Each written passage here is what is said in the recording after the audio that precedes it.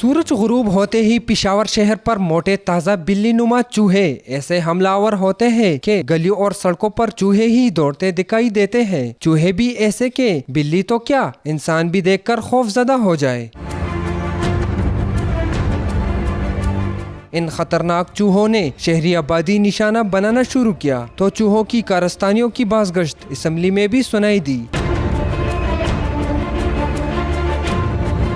Lady reading اسپتال انتظامیہ کے مطابق 2 ماہ میں چوہوں کے کاٹنے کے 200 سے زائد کیسز آئے۔ شہری چوہوں سے نجات دلانے کے لیے اقدامات نہ ہونے کا رونا رو رہے ہیں۔ ہمارے پڑوس میں 2-3 بچوں کو جو ہے نا 10 یا پھر اسپتال لے جاتے ہیں تو وہاں پہ تو ویکسین بھی نہیں ہوتی۔ انسان کے اوپر وہ چلتے ہیں پھرتے ہیں تو وہ اس کو کاٹ لیتی ہیں، اس کو کاٹنے ایسے کاٹ لیتی کہ پتہ اس کو نہیں چلتا ہے تو اس کو بیماری پڑ جاتی ہے۔ شہریوں کا کہنا ہے کہ اگر چوہوں کے خاتمے کے لیے بروقت اقدامات نہ کیے گئے تو آئندہ چند روز میں پورا شہر ان چوہوں کے ہاتھوں یرغمال بن جائے گا۔ کیمرامین کفایت شاہ کے ساتھ ذیشان کاکا خیل، 92 نیوز، پشاور۔